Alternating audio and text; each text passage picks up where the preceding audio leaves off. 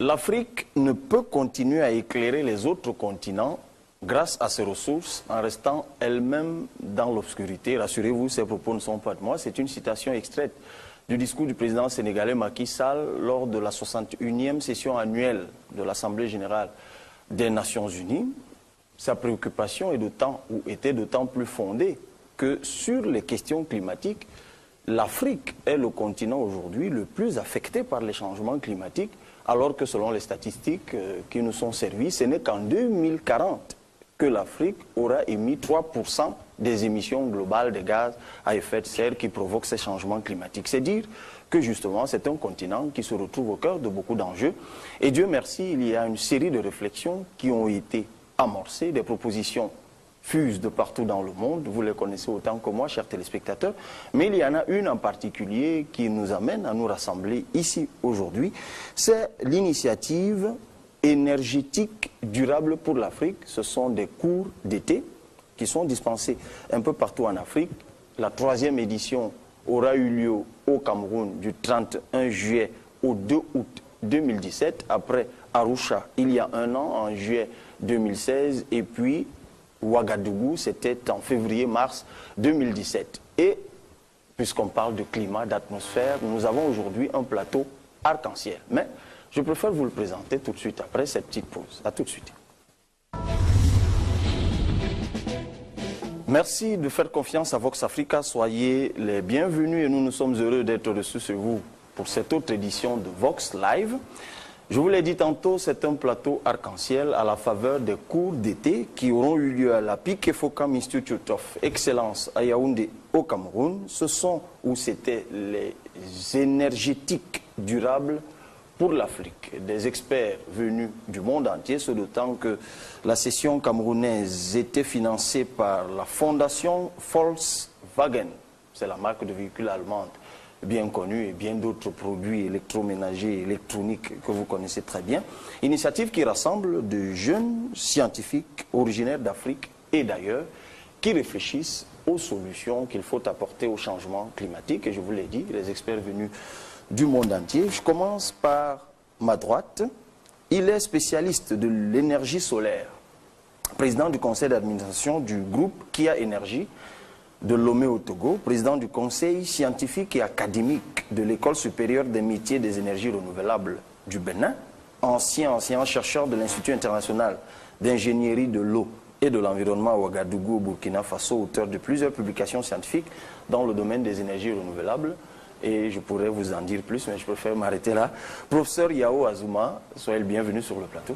Merci, bonsoir, merci de nous accueillir sur votre plateau. Je vous ai arraché tout à l'heure, avant l'émission, que ce n'était pas la première fois que vous séjourniez au Cameroun spécifiquement pour cette session. Oui, je suis à mon 2e séjour ici au Cameroun et j'adore très bien votre pays, garni de beaucoup de choses et je pense qu'on pourra en parler le long de cette... Vous pouvez en parler tout de suite. Écoutez, d'abord, sur le plan culinaire, on se retrouve très bien ici comme chez soi. D'ailleurs, d'où la fameuse phrase utilisée souvent que le Cameroun, c'est l'Afrique en miniature. On le vit ici, on a différentes variétés à la fois de culture, que ce soit sur le plan culinaire, les gens qu'on rencontre. Et donc, c'est un pays très adorable. J'aime bien le climat, donc tout est bon. Ah, ok. On parlera justement du changement climatique tout à l'heure. À ma gauche, Alexander Sipwa Nyubandjoum, il est camerouno-allemand, qui a fait des études en économie à l'université de Hambourg, c'est en Allemagne, puis il s'est spécialisé en énergie solaire. Voilà. Lui aussi, il a travaillé pour plusieurs compagnies dans la réalisation de plusieurs projets au Sénégal, au Ghana, au Kenya, au Mali. Alexander Sipwa, soyez le bienvenu sur le plateau. Grand merci, Monsieur Lévy. C'est un plaisir d'être sur ce plateau et je suis content de pouvoir vraiment échanger pas seulement dans le cadre de la conférence qui a eu lieu à l'Institut PK-FOCAM, mais aussi sur ce plateau avec les collègues. Grand merci. Ce plateau de Vox Africa, dont j'imagine vous avez déjà entendu parler. Ah, pas seulement entendu parler, mais je vous regarde ça régulièrement, alors je suis un peu au courant de ce qui se passe. Grand merci. Téléspectateurs, panélistes, vous aussi, ça peut vous arriver un jour, chers téléspectateurs. Merci encore d'être là. En face de vous, elle est professeure à l'université de Santiago de Compostela, c'est en Espagne. Ouais. Président du développement durable pour les collectivités locales, comité spécial de l'UNESCO, membre du panel international sur le changement climatique, chercheur associé à la European Center for Nuclear Research, c'est à Genève, professeur associé à l'université de Padova, c'est en Italie. Vous allez me dire, professeur, comment vous faites?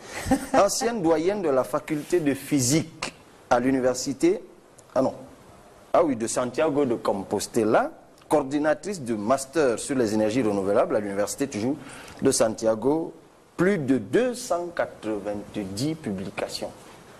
Professeur Ángeles López Agüera, chapeau, soyez la bienvenue. Merci bien. C'est large, hein? Ah oui, et vous m'avez dit tout à l'heure que ça pourrait être plus long. Oui, j'espère. Hein? Genève, Italie, en fait Suisse, Italie, Espagne, puis Cameroun. Vous en sortez, professeur? Oui, c'est vrai, mais ça c'est un peu, je crois que ça c'est un peu la question de l'énergie. Hein? Ah oui, c'est transversal. Oui, c'est absolument transversal. D'un continent à un autre, peut-être que le problème ne se pose pas avec la même acuité, mais en Afrique, c'est clair, les problèmes d'énergie sont préoccupants.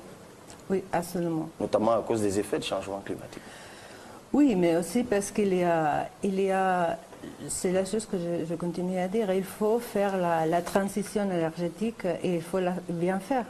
Alors, vous savez, la possibilité, parce que c'est justement les moments. Hein. On est justement au commence de ça et vous pouvez les faire de nouveau avec toutes les choses qu'on a appris dans notre région. Alors, je crois que ça, c'est une très très bonne opportunité que les autres pays ne vont pas avoir. On en parle tout à l'heure.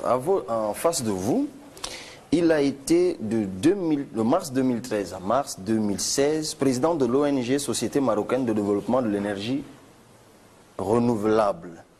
Lui, c'est M. Driss Zedjli, qui a commencé ses activités professionnelles en tant que chercheur au Centre national pour la recherche scientifique et technique en 1986, cofondateur en 1995, il y a 22 ans, de l'unité de recherche, technologie et économie des énergies renouvelables du Centre national pour la recherche scientifique et technique, et directeur de la dite unité d'ailleurs de 2005 à 2014. Mais également auteur et co-auteur de nombreux articles, conférences et livres sur les énergies renouvelables et le dessalement alimenté par les énergies renouvelables. Alors, je préfère m'arrêter là parce que je vois bien que vous avez plusieurs centres d'intérêt ou intérêts de recherche, énergie solaire, énergie éolienne, le dessalement, vous nous en direz davantage tout à l'heure, dessalement à énergie renouvelable, le lien énergie-eau, les aspects économiques des énergies renouvelables et la politique énergétique. Vous êtes de nationalité évidemment marocaine. Monsieur Driss Zedjli, soyez le bienvenu. Merci beaucoup pour l'invitation au plateau de Vox Africain. Je suis content de partager avec mes collègues cette séance de discussion sur l'énergie, sur les énergies renouvelables, sur les possibilités d'électrification, d'approvisionnement de l'Afrique en énergie pour bien sûr son développement. Ça c'est clair. Le développement sans énergie. Ah, c'est clair, hein, vous nous en direz beaucoup tout à l'heure. Mais votre séjour, c'est le premier au Cameroun? C'est le premier, bien sûr. Et ça se Mais passe je suis content le professeur Yao. Moi, c'est la première fois que je viens. Je suis content de découvrir. Lui, c'est pas la première. Non, c'est la deuxième fois. Mais il a toujours l'effet de la première fois. J'étais impressionné par le dynamisme des Camerounais, le dynamisme et l'hospitalité. Oui, ça c'est... Oui. C'est camerounais, cela. Ben, écoutez, merci à tous d'être sur le plateau. Nous entrons dans le vif du sujet. Oui. Les énergétiques durables pour l'Afrique. Alors, jusqu'ici, on entendait davantage parler d'énergie renouvelable. Avec vous, on parle des énergétiques durables. Alors, évidemment, vous vous doutez que c'est par là que je vous accueille. Je veux comprendre la justification de ce revirement sémantique. Professeur Yao, je commence par. Merci. D'abord, ce n'est pas un revirement. Je pense qu'on est en train justement à travers cette école d'été, organisée, il faut le souligner, par Ansol qui est un réseau de professionnels, de chercheurs en énergie solaire pour l'Afrique. Le but, c'est de remettre les choses dans leur contexte. En fait, dans le fond, c'est le flux d'énergie que nous utilisons. Donc, c'est comment faire en sorte que cette utilisation soit durable. Et donc, l'énergétique, c'est le flux de l'énergie. Ce n'est pas l'énergie en soi qu'on utilise, mais en fait, c'est sous forme, c'est comme un écoulement de quelque chose qu'on appelle l'énergie.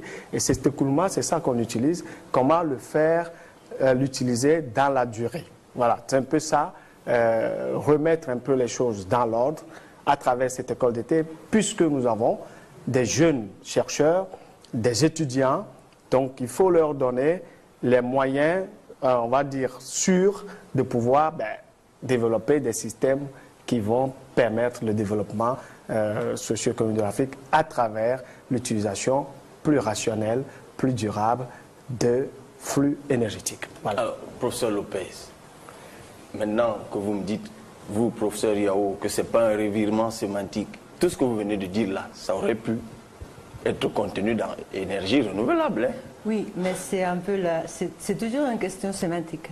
Alors vraiment, on parle des énergies renouvelables, mais aussi de le flux, comment l'utiliser. Alors, si on veut bien parler, on devait dire énergétique renouvelable, non? Parce que c'est la manière comment on va faire les flux de ça.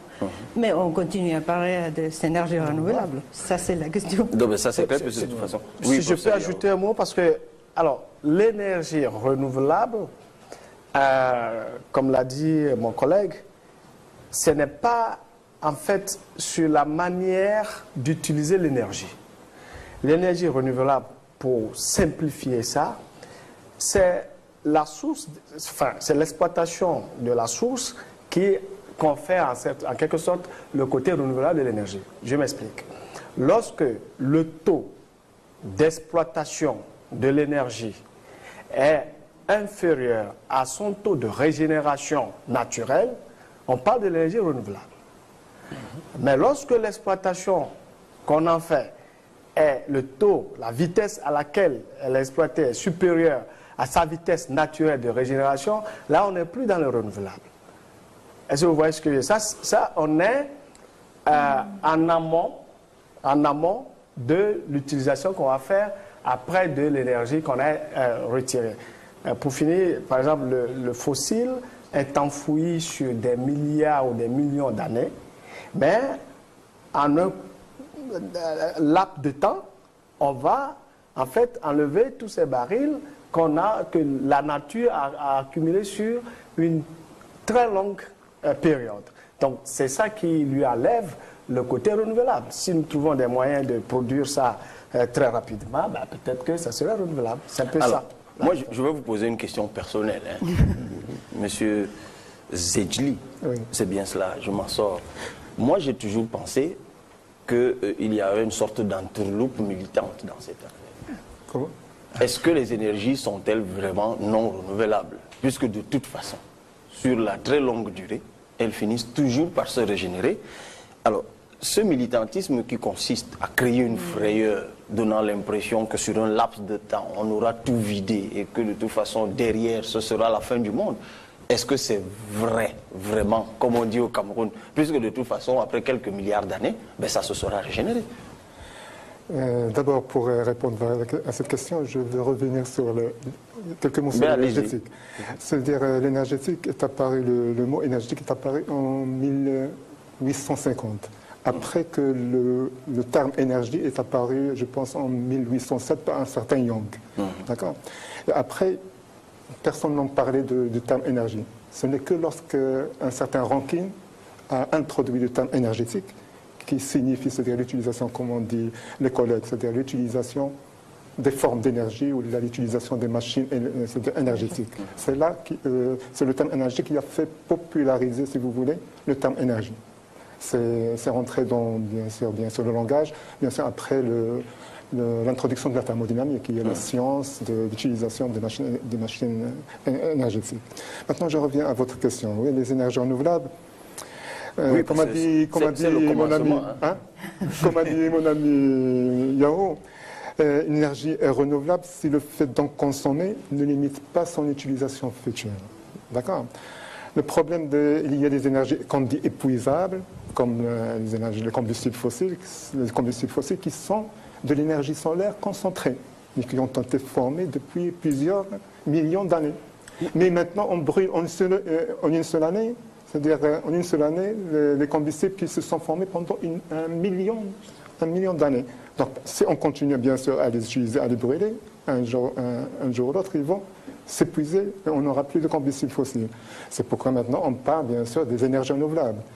Et si je reviens à la question sémantique, comme a dit des collègues, il n'y a pas un seul terme pour les énergies renouvelables. Ils ont tellement le vent en poupe qu'on leur a qualifié, on leur a attribué plusieurs qualificatifs. On trouve énergie renouvelable, on trouve énergie durable, énergie alternative, énergie verte, énergie propre. Tellement, c'est-à-dire, on a l'impression qu'on a trouvé la solution à la question énergétique pour le monde. Oui, mais au-delà de ce discours séduisant, moi je reste arc-bouté sur ma question. Parce que quand je vous écoute, dans l'idée de renouveler, c'est que la chose se régénère. Mais au fond, quand je vous écoute, en fait, derrière l'énergie, la politique de l'énergie renouvelable, la vulgate de l'énergie renouvelable, c'est en fait l'idée d'économie d'énergie. C'est que nous ne consommons pas tout de suite. Non, ils vont en parallèle. Mais par nature, ça se renouvelle, que ça prenne 1 million d'années ou 1 milliard d'années. Mais le problème, c'est le rythme de consommation avec le rythme de formation. Comme je vous ai dit, on brûle une seule année les combustibles fossiles qui se forment en 1 million d'années. D'accord? Donc le rythme, il est différent. Le rythme de consommation, il est largement différent de celui de la formation. Donc un jour ou l'autre, ils vont s'épuiser. D'accord. Maintenant, les énergies renouvelables, effectivement, qui sont une alternative, il faut le préciser, parce qu'en fait, on dit abandonnons les énergies fossiles. C'est bien cela. Laissons les énergies fossiles, économisons-les, rentrons dans des énergies qui se renouvellent, qui sont... Mais ils sont renouvelables. Il faut bien les consommer. Mais ils ne sont renouvelables qu'à l'échelle de la planète. Par exemple, le soleil, quand on utilise l'énergie solaire, mais le soleil a une durée de vie de 5 milliards, de 10 milliards d'années. Maintenant, on a déjà consommé 5 milliards. Donc, c'est-à-dire l'énergie solaire ne sera pas renouvelable pour des milliards d'années. Ah ben peut-être qu'il faut déjà penser à l'économiser aussi. À l'échelle humaine, elle est renouvelable. Oui, professeur. Je viens à vous. Je viens à vous, M. Sipois. Mais je crois qu'il y a une autre différence. Ça, c'est une question de géographie. Ça veut dire, si on parle des énergies renouvelables, des énergies vertes, des énergies alternatives, ça veut dire que chaque coin de planète, chaque lieu de planète, il a énergie assez d'une manière locale. Ça veut dire que ici on a le soleil, chez moi on a le vent, il y a une autre partie où il y a le géothermique ou des choses comme ça. Alors la question, c'est pas seulement la question de renouvelable ou pas, c'est la question d'avoir énergie locale. Endogène. Local, parce que si on voit on parle d'économie énergétique, on peut dire que les prix, presque 70% du prix de l'énergie qu'on consomme quand on parle d'énergie fossile, ça vient du transport de l'énergie. Et aussi, par exemple, il y a de plusieurs continents même qu'on n'a pas, par exemple, des énergies fossiles. Au contraire, chacun de nous, on a une énergie, au moins une énergie, pour les profiter localement. Ça, c'est une chose que je crois que c'est un peu différent. Ok. De toute façon, oui, professeur Yao, allez-y. Oui, parce que je vois bien que vous voulez apporter des précisions. Oui, ce débat arrive très souvent.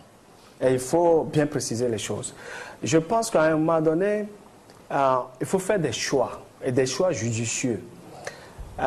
Les pierres n'ont pas disparu avant que nos ancêtres ont passé de l'âge de la pierre taillée à l'âge des métaux. Nous avons toujours les pierres qui sont là. Mais c'est parce que l'évolution dans laquelle ils se trouvaient les a plus ou moins obligés à changer la manière de faire. Je pense qu'aujourd'hui, nous faisons face à certains dilemmes. Le choix énergétique que nous devons faire doit nous conférer une certaine souveraineté aussi. Le Cameroun ou beaucoup de pays africains ne sont pas de grands producteurs de pétrole ne décident pas des cours du pétrole, etc., etc. Que le pétrole finisse dans 10 ans ou non, je pense que nos pays devraient, là où je rejoins ma collègue, utiliser beaucoup plus des ressources endogènes qui puissent nous permettre de nous développer sans s'occuper de comment le prix de tel ou tel carburant ou combustible va être fixé. Donc l'énergie est devenue une arme géopolitique. C'est ça. Et que nous devons nous approprier pour développer nos pays. Il y a encore l'innovation sur les questions liées à la transformation ou la conversion de ces énergies renouvelables. Et c'est l'opportunité pour les Africains d'apporter aussi au progrès qu'on peut avoir à travers cette conversion, d'apporter leur savoir-faire. Et je pense que c'est une opportunité à saisir. La question n'est pas est-ce qu'il y a derrière d'autres formes d'idéologie ou de lobbying, etc. Si c'est le cas, bon, tant mieux. Nous, on va saisir l'opportunité pour pouvoir s'approprier le développement de ces énergies renouvelables et le faire de façon plus rationnelle et plus juste pour nous. Donc, je pense que c'est comme ça que moi, je vois l'opportunité qui nous est donnée aujourd'hui à travers que ce soit les grands congrès ou les grandes conférences. Mais il faut revenir à la souveraineté nationale, à la souveraineté énergétique que chaque pays, pour lequel, d'ailleurs, les guerres que nous avons dans le monde, beaucoup sont sur la base des questions de souveraineté énergétique. Voilà. Alors, je voulais, Monsieur Alexander, 6 points. On est encore au décollage. Hein. Puisqu'on parle, parce que votre propos m'a inspiré une autre question, mais on vient à la souveraineté, au choix politique tout à l'heure. Ouais. Mais là, on est en Afrique. La dame, le professeur Lopez, on est en Afrique. Quelle source d'énergie, pour ceux qui nous regardent à la maison, de quelle source d'énergie dispose l'Afrique actuellement qui peuvent servir d'alternative au pétrole, aux énergies fossiles? C'est-à-dire, oui, le soleil, d'accord, on est d'accord, encore que, selon qu'on est au Maroc, ou selon qu'on est à Debouncha, qui est une ville du sud-ouest Cameroun où il pleut 360 jours sur 365, on aborde, on aborde la question différemment. Mais de quelle source d'énergie disposons-nous? Non, moi je crois que c'est très important de voir le débat aussi dans plusieurs démarches. Bien sûr, il y a beaucoup de sources d'énergie qui sont là.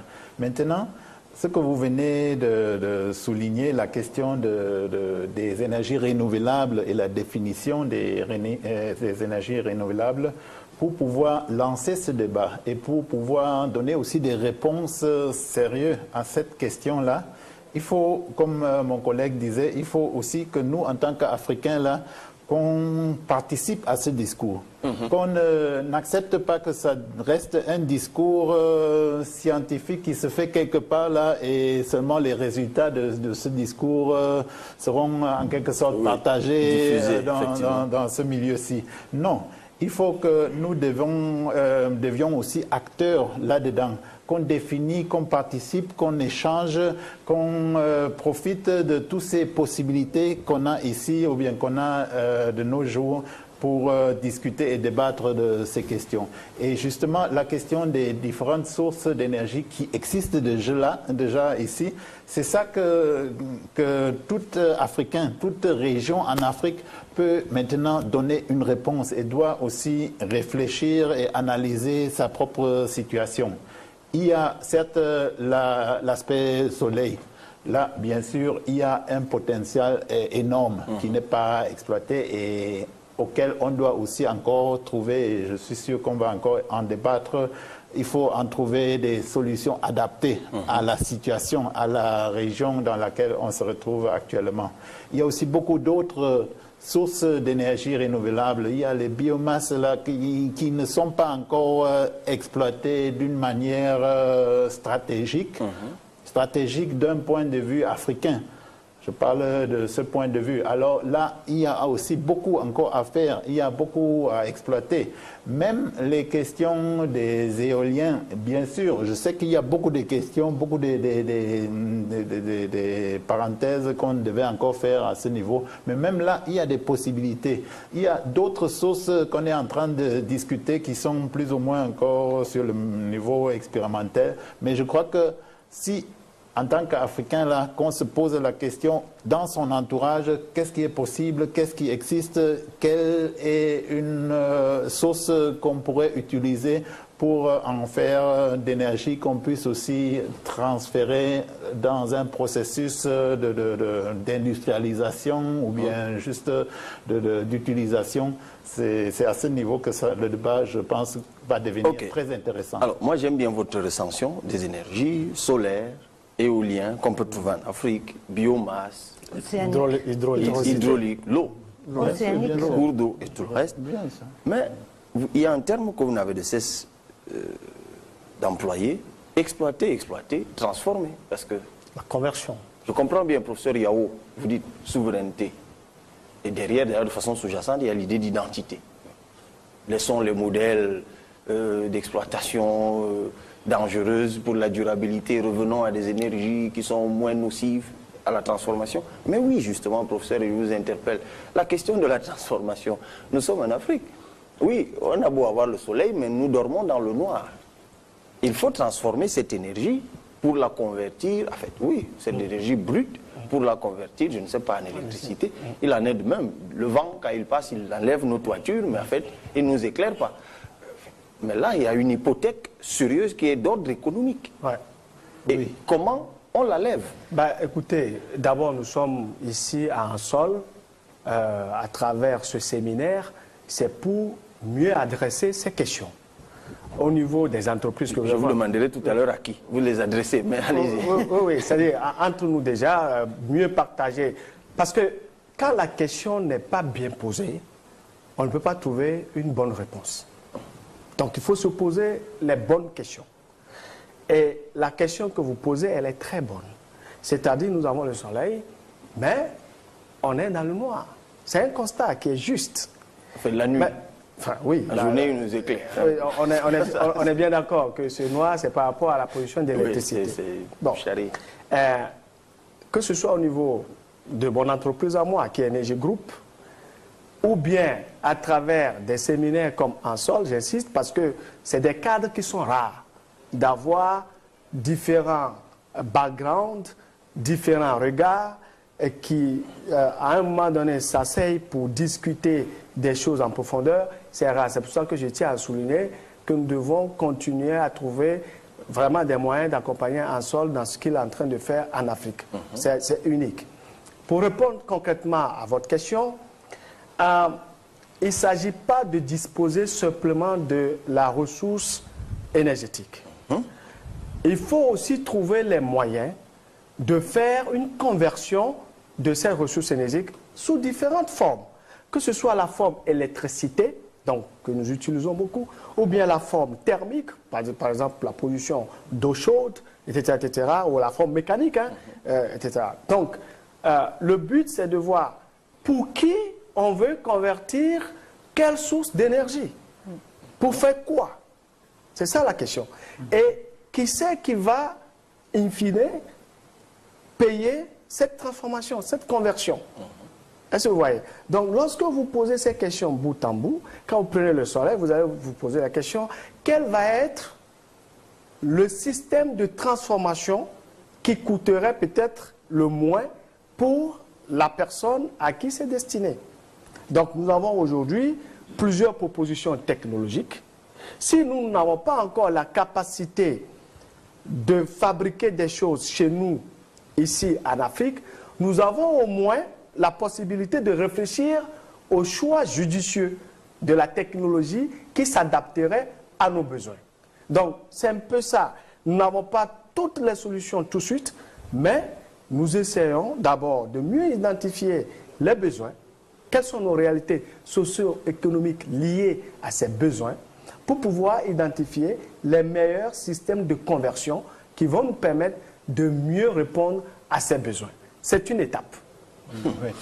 En tout cas, on avance peu à peu. Professeur Lopez, derrière la question de la durabilité de l'énergétique, il y a la question de la protection de la planète. Ouais. En fait, c'est la question environnementaliste.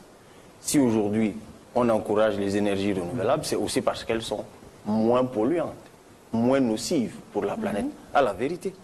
Alors, vous venez du contexte européen, c'est la question que je posais tout à l'heure à Nof, vous venez du contexte européen. En fait, je ne compte plus le nombre d'Africains qui se noient justement au large du Maroc pour rallier l'Espagne, justement, parce qu'ils fuient la misère, mais aussi le noir, l'obscurité la nuit. Parce que de l'autre bout de l'océan Atlantique, je pense que c'est bien cela.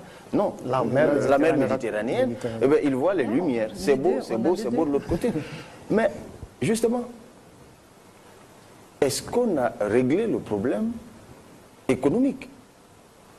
Puisque vous parlez d'énergie locale, alors s'il faut, vous l'avez dit, je vous prends au mot, s'il faut que chacun, là où il se trouve, développe son énergie pour rester chez lui et s'épanouir chez lui, il faut aussi que le problème de moyens, le professeur Yao n'a pas voulu beaucoup avancer là-dessus. Quelles sont les dispositions dans le contexte européen, au niveau européen, qui sont prises pour le transfert de technologie, par exemple, mais justement pour encourager la transformation de cette énergie-là, pour qu'on n'ait plus recours au pétrole et tout, qui va mettre toute la planète en danger? Alors, on recommence. L'objectif de cette école internationale, c'est justement ça.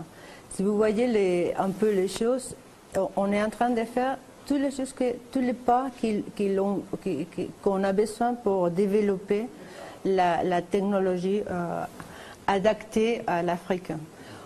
Là, ils sont des étudiants, ils vont devenir les experts en énergie. Ils sont déjà en train de travailler en ça. Tous les étudiants de cette école, ils sont africains. Je crois qu'il y a seulement un qui vient de dehors. Mais ils travaillent aussi en Afrique. Tous sont africains.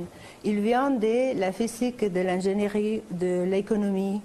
Ils viennent un peu de tous les domaines qu'on a besoin pour développer un bon protocole d'actuation et un bon critère, si vous voulez. Ça, c'est le premier objectif. Mais là, il y a des gens qui viennent comme moi des organisations internationales, ou ils viennent de l'université, des académiques, mais des centres de recherche, des entreprises, un peu de tout. Hein. Alors, la chose qu'il faut faire pour développer, ça c'est la chose, je crois que de nouveau, les financements vient d'une fondation que c'est Fondation Volkswagen, non? On est en train de transférer technologie, et ça c'est clair, mais il faut l'adapter à les besoins du continent. Et ça c'est la chose qu'on est en train de faire ici, par exemple dans cette école. On essaie de démontrer quels sont les résultats, quelles sont les choses qu'on est en train de faire.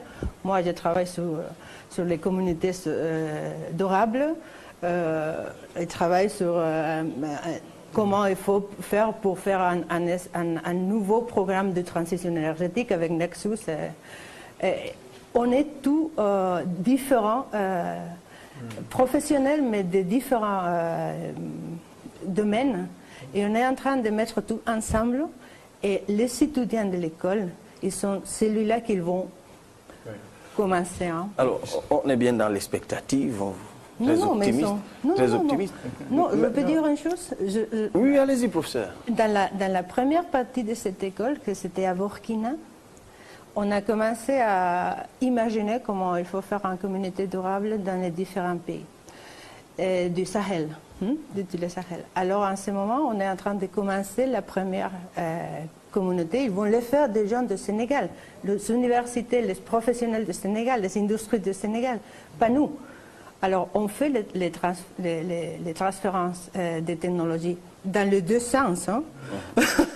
Pas seulement dans... Je voulais aussi ajouter dans ce sens-là que c'est un échange vraiment... Alors, si je peux identifier facilement ce qui vient du sens Europe-Afrique, j'ai toujours la peine à déterminer ce qui va dans l'autre sens. Afrique-Europe. Excusez-moi. Dans ce transfert, en fait. Excusez-moi, oui, même je n'ai pas trop aimé le mot de transfert de technologie. Parce que dans le fond... il faut bien transformer. Non, attendez. Dans le fond, ce qu'il nous faut, c'est la co-construction de la technologie. OK? Et c'est ça quand notre collègue parle d'adaptation, c'est un peu ça. Parce qu'il y a des histoires qui se passent ici qu'on ne pourra jamais imaginer en Europe. Et donc, on ne peut pas prendre une technologie, disons, européenne, on transfère et ça va donner la solution ici. Mais, parce que nous avons aussi une capacité d'analyse et nous sommes des gens issus du milieu et nous avons les expériences de nos collègues européens, nous pouvons co-développer des systèmes qui parfois, d'ailleurs, peuvent être utilisables dans certains endroits en Europe. Oui. C'est dans la dynamique dans laquelle nous nous inscrivons à travers ces séminaires qu'on organise avec Ansol.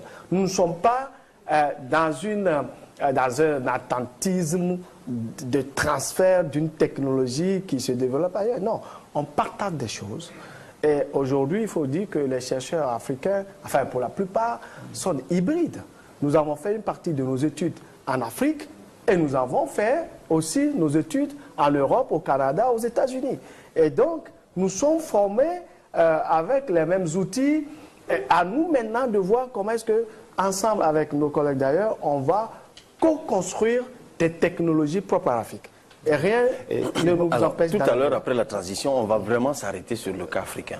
Oui, mais j'aimerais justement à ce niveau-là, j'aimerais souligner que l'échange là, c'est pas forcément qu'on vient avec une solution, parce que le mot solution est venu plusieurs fois là. C'est pas une solution qu'on développe ou bien qu'on expose maintenant là. C'est un échange et cet échange nous permet d'avancer à adresser ces questions, les questions qui se posent. Justement, vous avez mentionné les questions de migration. Il était question de l'aspect économique derrière l'approche énergétique. Bien sûr, il y a beaucoup de questions qui sont là sur la table. Et cet échange, ça nous permet d'avancer et c'est ça qui est important. Et c'est pour cela que j'aimerais encore aussi souligner pour ceux qui ne savent pas peut-être que ANSOLE, ça veut dire African Network of Solar Energy. Ça veut dire que c'est vraiment un réseau international des experts en énergie solaire. Alors c'est à ce niveau-là et c'est avec cette approche qu'on est rassuré là que vraiment on va faire des pas très importants et très décisifs dans toutes les directions. Alors, M. Sipois, puisque vous avez la parole avant que je ne la donne à M. Zedjli, puisque vous êtes camerounois-allemand, oui. Juste pour ceux qui nous regardent, quand Volkswagen finance, c'est de la philanthropie? Non, ce n'est pas la philanthropie. Bien sûr. Je vous pose la question à vous. Hein, non, c'est tout à fait normal. Et d'ailleurs, bon, je suis même, et dans ce cadre, je peux même parler aussi d'un autre projet qui est aussi cofinancé par l'Allemagne, parce qu'on connaît que l'Allemagne... Que gagne Volkswagen, là, à financer cette école? Non, il y a... Parce que Volkswagen fabrique des véhicules. Bien sûr, Volkswagen ça consomme de l'énergie fossile. Les voitures. Et c'est très sûr qu'à ce niveau-là, il faut qu'on peut aussi se poser des questions.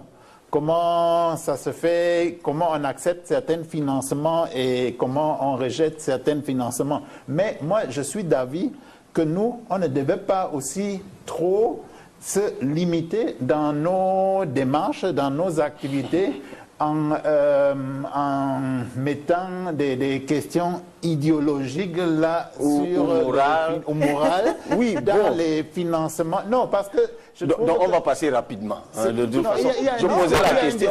C'est une question importante. Je posais la question parce que hier à la télévision, je regardais la publicité du dernier véhicule fabriqué par Volkswagen qui consomme l'essence et le gasoil et tout. Donc ça me fait... Je me dis, ben, hier soir, ils vendaient leur... j'ai oublié la marque que j'ai vu à la télévision, mais en même temps, ils financent quand même pour l'énergie alternative. Mais c'est bien. Ils ne peuvent pas le futur parce que... Ils anticipent. Oui, ces compagnies... c'est là aussi, je suis d'accord avec lui. Parce que d'aucuns pensent qu'ils font ça un peu pour se faire une bonne conscience. Mais si c'est pour se faire une bonne conscience, c'est tant pis pour eux. Voilà. Nous voulons... Ah oui, vous êtes pragmatique. Nous voulons changer le jeu. Il faut que l'Afrique joue le jeu. Très clairement. Non, on va parler de l'Afrique, si vous permettez, oui, professeur, tout de suite, avant la transition. Mais, professeur Zedjli, tout à l'heure, le professeur Yao disait, nous proposons, il faut que nous, Afrique, nous faisions Mais il faut décider. Et ce sont les politiques. Dans cette école des énergétiques durables, quelle est la place que vous mettez dans votre réflexion sur la mise en mouvement du politique? Parce que ce sont encore les décideurs politiques qui décident des choix. Oui, ça c'est... Les scientifiques réfléchissent. Et ce sont les politiciens qui décident. Oui, donc ce sont les scientifiques qui doivent bien sûr convaincre. Bien sûr, maintenant on était entre bien sûr scientifiques et techniciens, mais il faut bien sûr par la suite passer, adresser la parole, envoyer le message. Mais le message ne peut être envoyé que par la société civile. La société civile peut jouer un grand rôle. Donc, c'est-à-dire le transfert du message des scientifiques vers les politiciens. Et dans ce cadre, je pense que, par exemple, les Africains, les Européens, puisqu'ils sont voisins, sont séparés par la Méditerranée, ils sont obligés de coopérer dans le cadre d'une alliance de cohabitation. On a d'un côté un continent africain relativement pauvre en capitaux, en forte croissance démographique, et ça commence une forte croissance économique. Il y a de l'autre côté le contraire, c'est-à-dire une région riche en capitaux, un peu en récession, d'accord? Donc ils peuvent collaborer. Et dans ce cas, ce sont les sociétés civiles, à mon sens, c'est-à-dire les sociétés civiles qui doivent jouer un grand rôle dans le transfert, c'est-à-dire qu'ils doivent servir de courroie de transmission entre les scientifiques et bien sûr et les politiciens. La question qui se situe dans le prolongement de la préoccupation du professeur Yao, qui n'avait de cesse de parler de souveraineté. Est-ce que pour qu'en Afrique, nous arrivions à exploiter, à transformer l'énergie solaire, l'énergie éolienne, l'énergie hydraulique, a-t-on toujours besoin de tendre la main de l'autre côté de la Méditerranée, justement? Pourquoi faut-il toujours chercher des capitaux pour pouvoir faire ce que Dieu nous a donné, enfin transformer ce que Dieu nous a donné, la nature, gracieusement? Moi, le terme souveraineté, je le mets entre moi, je cherche une souveraineté mondiale, plutôt qu'une souveraineté locale. C'est une souveraineté. Le professeur Lopez ne va pas aimer, hein? On reste toujours dans la souveraineté. On reste toujours dans la souveraineté. C'est-à-dire, je garde le terme souveraineté, mais je préfère l'élargir. C'est-à-dire la souveraineté locale et les causes de conflit. Je comprends bien la prudence de chercheur que vous êtes. Le concept de souveraineté élargie, j'aime bien. Non, c'est le thème, c'est ma conception. C'est pourquoi, c'est-à-dire l'origine de ces problèmes, c'est que chacun cherche sa souveraineté. C'est-à-dire le problème des conflits sur l'énergie. C'est le problème de la souveraineté. Chacun cherche sa souveraineté, son autonomie énergétique. Alors que si tout le monde, si on essaie de chercher une souveraineté globale, élargie, il n'y aura pas de conflit. C'est-à-dire ça rentre dans le cadre, comme j'ai dit, de la cohabitation, le co-développement, partage des richesses. Partage des richesses, que ce soit matériel ou bien immatériel. Immatériel, c'est-à-dire tout ce qui concerne science et connaissance. D'accord ? Je reviens maintenant à la question que vous me posez, c'est-à-dire on est riche en énergie renouvelable. Et je voudrais revenir à une phrase d'un ministre sénégalais qui a dit, c'est-à-dire l'Afrique ne peut pas émerger dans le noir. C'est-à-dire tant que, c'est-à-dire si on veut le développement, il faut l'énergie. C'est-à-dire il n'y a pas d'autre substitut. On a les richesses, c'est-à-dire. Il y a le gap entre l'Afrique. On dit que l'Afrique est pauvre et l'Europe elle est riche, mais entre Africains, il y a des riches et des pauvres. Il y a des riches et des pauvres. C'est-à-dire l'Afrique n'a pas besoin de l'Europe. N'a pas besoin de l'Europe. C'est-à-dire nous, Africains, on peut collaborer. C'est-à-dire, je reviens au Maroc, c'est-à-dire il y avait des visites du Maroc en Afrique. Il a visité plusieurs pays africains. Dans le cadre, bien sûr, lorsqu'il voulait retourner à l'Union africaine, c'est pour essayer de collaborer à plusieurs projets dans plusieurs domaines, que ce soit énergie surtout, ou que ce soit dans l'industrie agrochimique. Et c'est dans ce cadre que peut-être l'Afrique peut émerger, dans le cadre de la collaboration et de partage des richesses minières, énergétiques et capital, c'est-à-dire... Alors, tout à l'heure, ajouter un mot par rapport à la question politique. Parce Oui, que allez-y, c'est- Ansol n'a pas ignoré ce volet.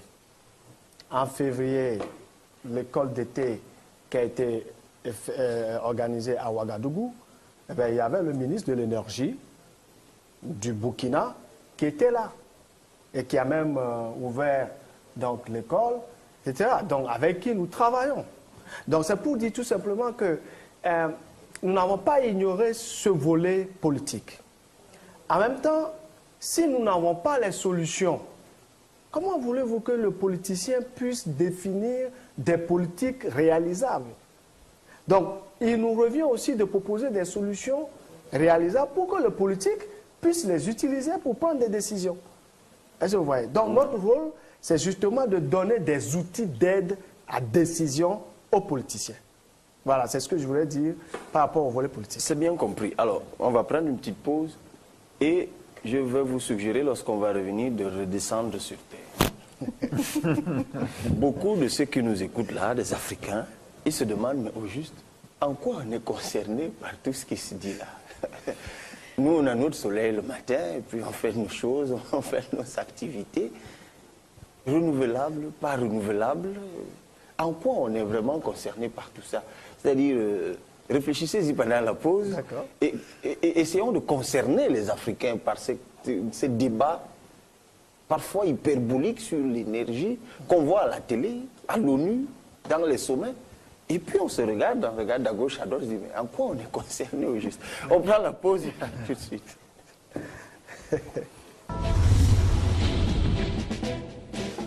Merci d'être toujours sur Vox Africa. À la faveur des cours d'été sur les énergétiques durables qui se sont tenus au Cameroun du 31 juillet au 2 août à la Piquet Focam Institute of Excellence, nous avons pu réunir autour de cette table de Vox Live des experts de haut niveau, plurinationalité, ou de plurinationalité, ou en tout cas, les nationalités sont plurielles, pour débattre de la question de l'énergie. Et là, nous sommes évidemment à Vox Africa, nous sommes en Afrique. Quelle est la situation énergétique africaine aujourd'hui? Je commence par qui? Monsieur Zejli.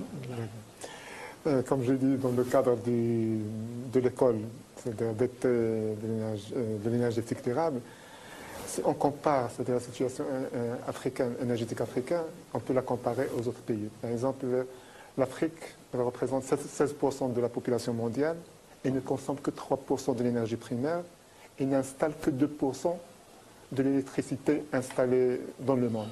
Si on prend l'énergie installée en Afrique, c'est à peu près 150 000 gigas. 150 000 gigawatts. Alors que si on la compare avec le monde, c'est comparable à la puissance installée au Canada. Et un peu moins de la puissance installée en Allemagne. Mais avec, là, vous parlez d'un pays, oui, avec on compare à un continent. Un continent, oui, effectivement. Avec une population, ça veut dire comparé au Canada 60 fois, et comparé à l'Allemagne, c'est 30 fois. Donc ça montre bien le gap qui existe entre l'Afrique et c'est un gap inquiétant. Oui.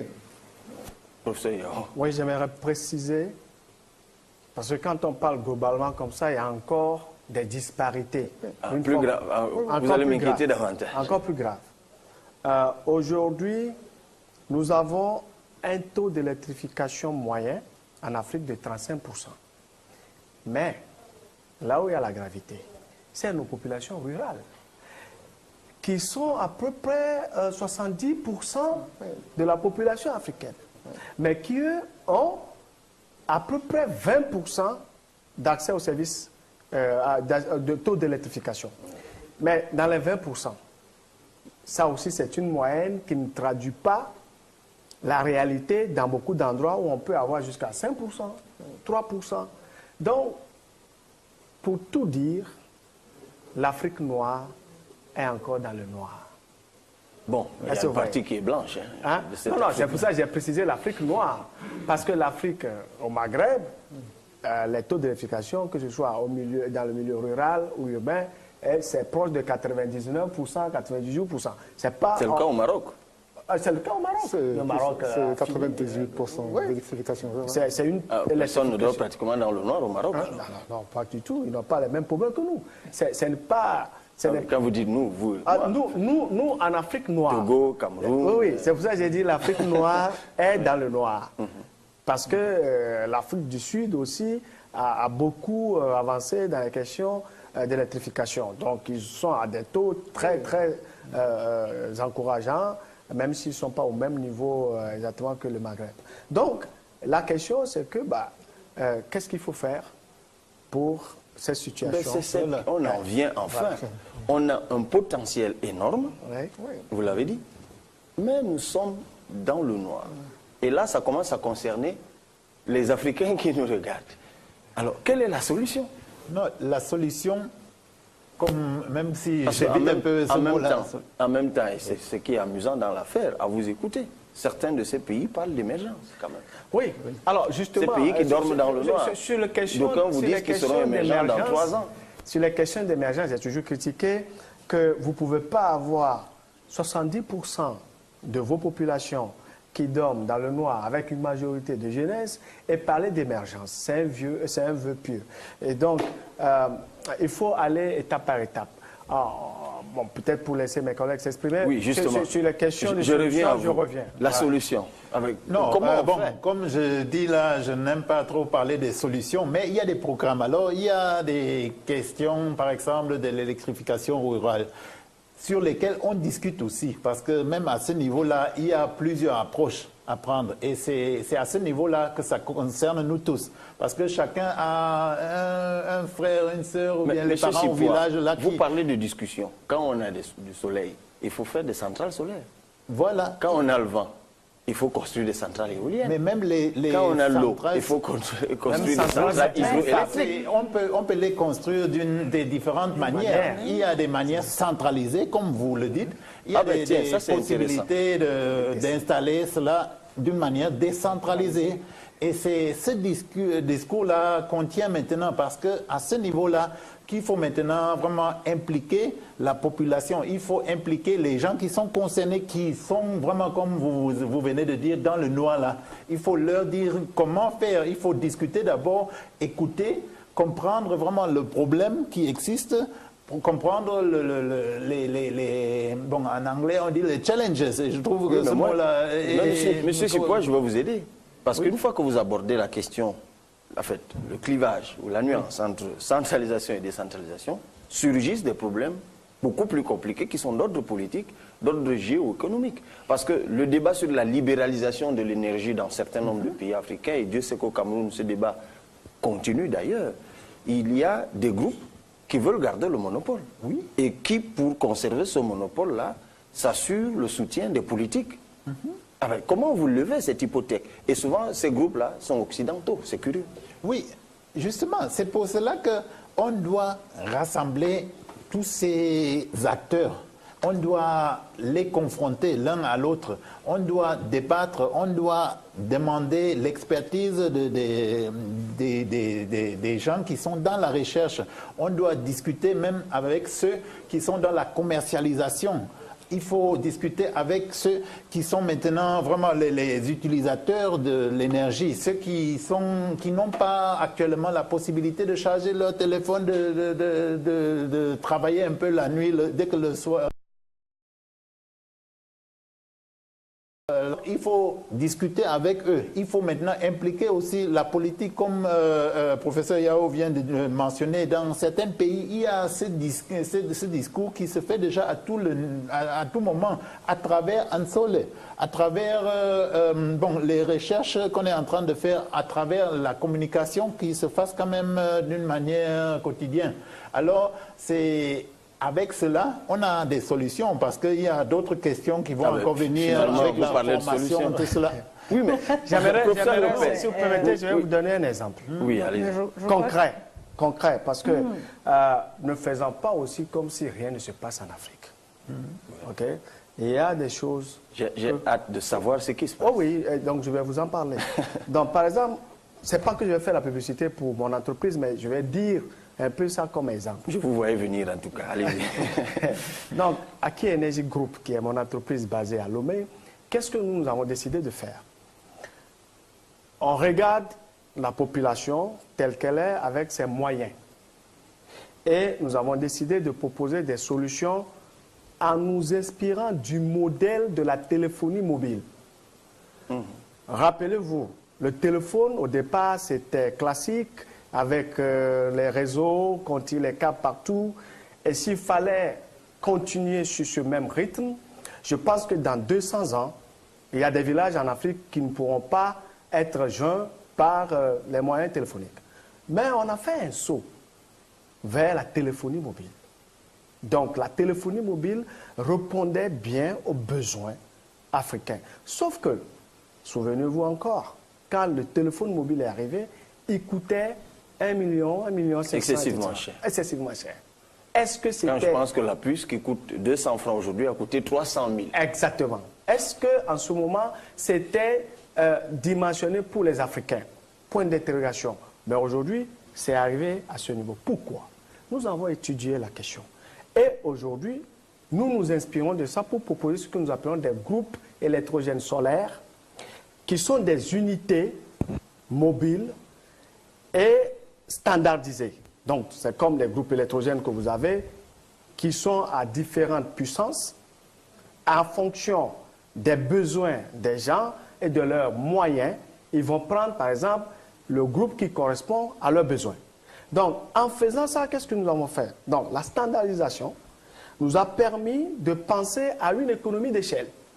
Parce que si vous avez pu standardiser ces unités et que vous produisez en masse, vous allez baisser les coûts de production.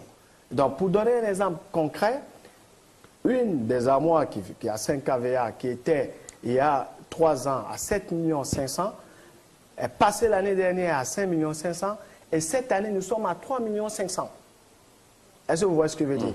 Et il y a différentes catégories. Aujourd'hui, il y a une des catégories qui est pour la classe la plus basse, qui est à 500 000 francs.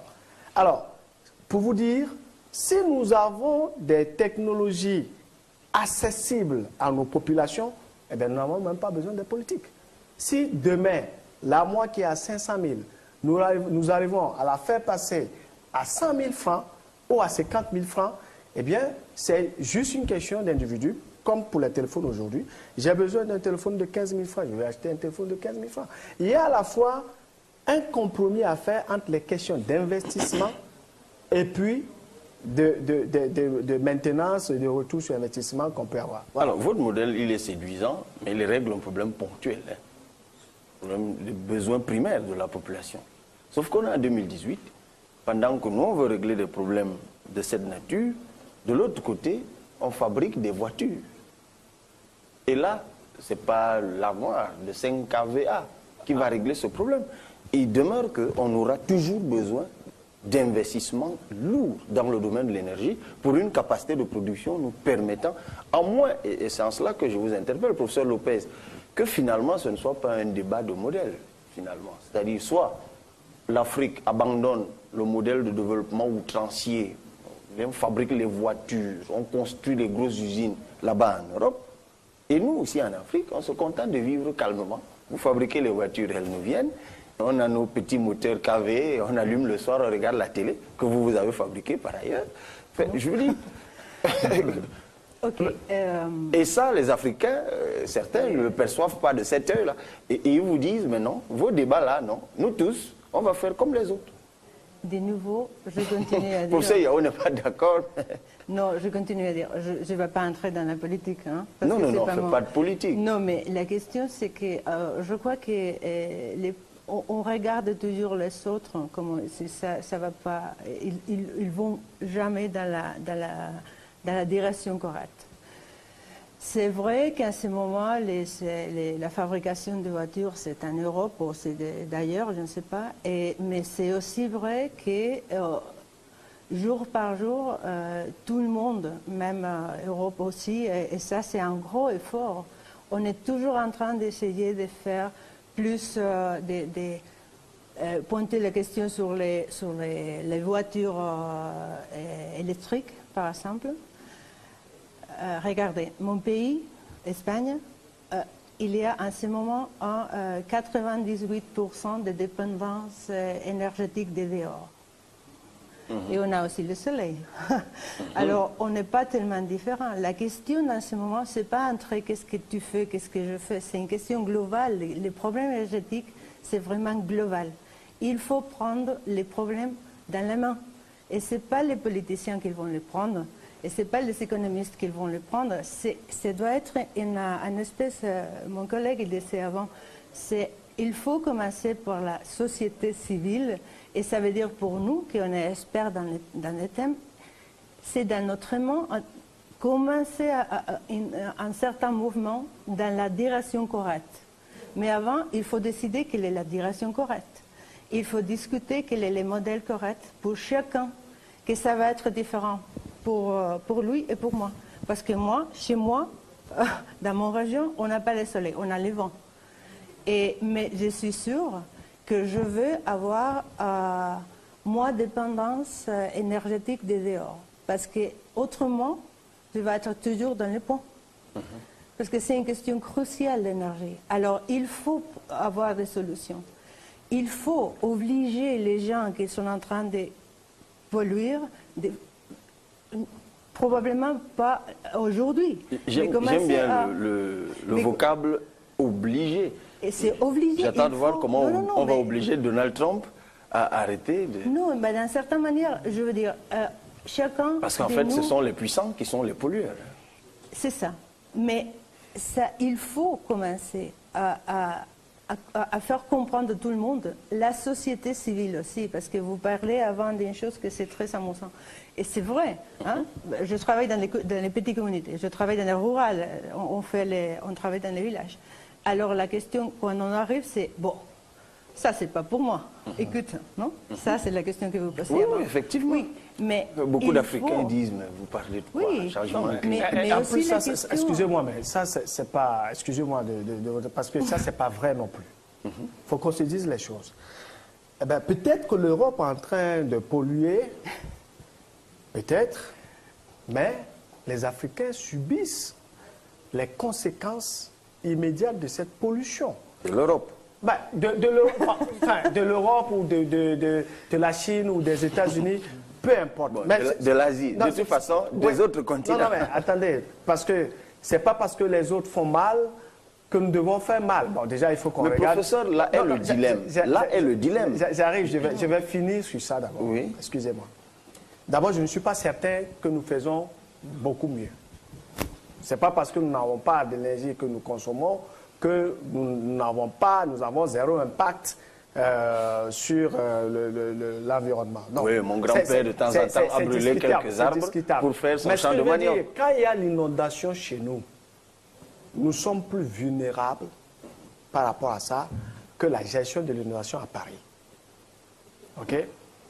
Le 1er septembre 2009, à Ouagadougou, il y a eu une inondation sans précédent.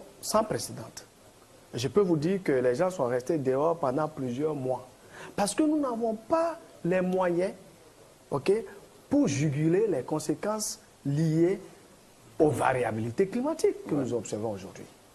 Bon, j'aimerais rebondir un peu sur, j'ai envie de dire la façon caricaturale où vous avez traité un peu les moyens que nous proposons pour répondre aux problèmes énergétiques. Chacun son développement. Quand on regarde aujourd'hui l'Afrique, et surtout l'Afrique au sud du Sahara, nos problèmes, c'est beaucoup plus la consommation énergétique des ménages, des petites et moyennes entreprises. Bon, si vous voulez toujours aller sur la voie classique de centraliser la production, d'avoir des grandes puissances, justement, que la Banque mondiale, le FMI, les gens savent financer et nous endetter, parce que quand j'entends votre discours, ça va toujours dans le sens plutôt soyons souverains. Eh bien, il faut trouver des solutions qui nous confèrent cette souveraineté. Ce que j'ai dit, par exemple, les groupes solaires que nous faisons sont modulaires. C'est-à-dire, ça va d'une puissance qui peut servir jusqu'à des puissances assez importantes, mais avec en ligne de mire que le bénéficiaire soit capable de s'en procurer. C'est très important. Alors, la question, et je la pose, de toute façon, on va crever l'abcès. Monsieur Zejli, je sais que vous voulez réagir, mais vous réagissez et répondez quand même à cette question. Est-ce que les énergies renouvelables, la biomasse, là, où on brûle les déchets de nourriture, l'éolien, là, le vent qui passe, les trucs qui tournent, là, le solaire, là, les plaques, ça peut financer l'industrie? Oui. Donc, ça peut éclairer les maisons, les villages, mais est-ce que ça peut financer l'industrie à côté des grosses machines énergétiques que sont le nucléaire et tout le reste? D'abord, je commence par le terme direction qui m'a inspiré, de ma collègue espagnole. Pour dire que le bateau Afrique est dans une position où il peut prendre du vent, mais il doit chercher la bonne direction pour prendre beaucoup plus de vent. Et là, je vais rebondir sur la question du changement climatique, que généralement on dit que c'est un problème environnemental. Il n'est plus un problème environnemental, il n'est plus un problème scientifique, mais un problème économique. Donc il faut transformer cette contrainte environnementale en, bien sûr, opportunité économique. Et lorsqu'on voit comment ont surgi les énergies renouvelables depuis quelques années, qui est à l'origine de ce bond des énergies renouvelables? C'est la crise financière et économique des années 2008. Et c'est là où les économistes et les politiciens ont trouvé que les énergies renouvelables peuvent être la solution à la relance économique. L'Afrique peut utiliser la même chose. Donc les énergies renouvelables ont un grand potentiel de création d'emplois et de richesses. Et quand on prend et l'efficacité énergétique, pas seulement les énergies renouvelables, il faut inclure l'efficacité énergétique et il faut choisir quel modèle des énergies renouvelables utiliser. Modèle centralisé ou modèle distribué. C'est un grand problème dans le choix. Et là, je dois donner des chiffres, des statistiques, car c'est important les statistiques. En Afrique, il y a 1 million de jeunes qui rentrent dans le marché du travail, qui cherchent du travail. Chaque mois, 1 million d'Africains cherchent du travail. Et dans l'année, il y a uniquement 3 millions de création d'emplois. Alors il existe un gap entre la création d'emplois et les richesses. Et je pense que c'est-à-dire la population active représente 420 millions ou aux environs de 500 millions d'Africains et qui va doubler en 2050. Donc maintenant, il faut chercher en plus d'une source d'énergie un moyen de trouver de l'emploi à ces jeunes-là, à ces jeunes Africains. Et c'est les énergies renouvelables qui combinent les deux, qui combinent le moyen de fourniture de l'énergie et le moyen d'absorption de tous ces jeunes qui, s'ils ne trouvent pas d'emploi, ils n'auront pas d'avenir. Et s'ils n'ont pas d'avenir, c'est-à-dire qu'ils seront bien sûr exposés à plusieurs tentatives, pour ne pas dire les extrémistes. Ok, de toute façon. Nous allons bientôt, chers téléspectateurs, sortir ce programme qui est très passionnant sur la question de l'énergie. Mais professeur Yao, et avant qu'on donne la parole à chacun pour terminer, moi je voudrais vous demander de rassurer les Africains qui nous regardent. On a le sentiment qu'en Occident, quand on a fini d'utiliser les énergies fossiles pour construire l'Occident, maintenant on veut se mettre en sécurité parce que tout ce qu'on a fait a provoqué des bouleversements climatiques. On veut vivre dans le confort, après avoir construit tout ce qu'on veut. On a atteint un niveau presque optimal de développement. On a maintenant des problèmes de confort. Du coup, on veut stabiliser la planète pour vivre dans le confort. Et au renfort de cette nécessité de stabilisation, on veut s'appuyer sur la partie du monde qui n'a pas souffert de ça, qui n'a pas suivi ce modèle, qui est la partie africaine, où on meurt de famine, on meurt de tout, on cherche la faim, on meurt de paludisme, de tout, mal de tête, tout ce que vous voulez. Et du coup, certains Africains trouvent ça injuste. Ils disent même, nous, on va être la roue de secours du monde. Les autres, ils ont détruit la planète comme ils voulaient pour se construire ce qui nous fait rêver. Et nous, on doit rester là sous les arbres, on doit rester dans la pauvreté, parce qu'il faut stabiliser la planète, parce qu'il faut des énergies renouvelables. Rassurez les professeurs, essayez de les convaincre d'accepter cette position de secouriste du monde. Cher Cabral, j'ai bien aimé tout à l'heure votre nom en disant Cabral et Libye. Donc à la fois on a deux figures emblématiques. Enfin, Libye, je parle de Cabral davantage. Voilà, davantage. Et donc, Vox Africa, moi je vous remercie de nous accueillir d'abord ici parce que c'est très important que vous offrez un plateau comme ça pour débattre, parce que vous participez là, justement, à la recherche des solutions et aussi à la diffusion de l'information. Il faut que les gens sachent aujourd'hui que nous avons des cadres comme ça, des réseaux comme ça, qu'on a quelque chose comme Ansol qui permet de développer des solutions adaptées aux problèmes africains. Et ça, j'aimerais que le message soit clair. Nous ne sommes pas là parce que l'Occident veut vivre entre griffes son confort et nous devons en fait laisser l'Afrique telle qu'elle est et puis bon, permettre aux autres de bien vivre. Non, moi je ne suis pas dans ce discours. D'abord, je le trouve un peu caricatural. Oui, il est un peu, de toute façon. Et un peu victimisant. Et personnellement, je refuse de m'inscrire dans cette lignée. Alors, je prends l'exemple toujours de la téléphonie mobile, parce que attendons-nous là-dessus beaucoup. C'est un exemple que je pense, si on l'exploite bien, eh bien, nous allons vendre des technologies d'ici quelques décennies à l'Europe. Je m'explique. Le téléphone, quand il est sorti, on le faisait avec une puce. Les Asiatiques se l'ont approprié et l'ont adapté à leur situation parce que les réseaux ne s'interconnectaient pas. Donc, pour pouvoir téléphoner entre réseaux, même réseaux, etc., ils l'ont fait. On avait besoin de 2 ou 3, 4 téléphones. Ils ont fait des téléphones à double puce, à 3 puces, que l'Europe ne fait pas. Mais ce n'est pas les Asiatiques qui ont créé le modèle de la téléphonie mobile. Mais ils se l'ont approprié, ils ont ajouté, ils ont fait une valeur ajoutée locale, et aujourd'hui, ces téléphones, ils le revendent vers le monde occidental. Donc, si dans la tête, excusez-moi de le dire comme ça, des Européens, c'est bon, amadouer les Africains pour vivre dans notre confort, eh bien, démontrons-leur le contraire. Que l'Afrique s'est réveillée, l'Afrique se réveille, nous allons nous approprier du moment et du cadre et des mesures d'accompagnement qu'on nous offre pour développer des technologies adaptées à nos besoins et peut-être à leurs besoins aussi. Voilà. Professeur, je veux rassurer les Africains qui nous regardent. Merci bien pour les temps ici pour discuter, mais je dois dire qu'il ne faut jamais voir une autre personne comme un objectif, et même pas un continent. Et ça doit être de les deux côtés. Je crois que, pour finir, je crois que l'énergie, c'est une chose... il y a une chose que je n'aime pas tellement quand on parle comme ça, ce n'est pas la première fois. Non? Et confortabilité, développement industriel, développement énergétique. Ça, c'est une chose que je crois que l'Afrique doit avoir et doit avoir dans sa manière. Comme chacun de vous, il décide. Ça, c'est le droit de chacun.